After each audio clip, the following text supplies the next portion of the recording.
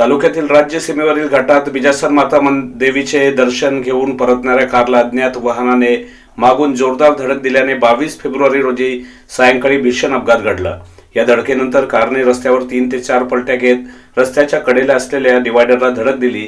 सुदैवाने कारमधील सर्व प्रवासी बचावले असून किरकोळ जखमींवर तत्काळ उपचार सुरू करण्यात आले। मिळालेल्या माहितीनुसार तालुक्यातील जातोडे येथील एक कुटुंब JJ16BN 3984 क्रमांकाच्या क्रेटा कारने बिजासन माता मंदिर येथे दर्शनासाठी गेले होते।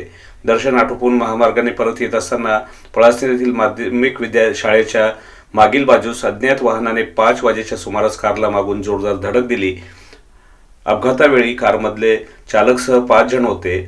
यामध्ये एक महिला व एक पुरुष किरकोळ जखमी झाले असून उर्वरित 3 सुखरूप आहेत। जखमींवर पळासनेर येथील डॉक्टर ज्ञानेश्वर पाटील यांनी प्राथमिक उपचार केले। या अपघातात मात्र कारचे मोठ्या प्रमाणात नुकसान झाले आहे।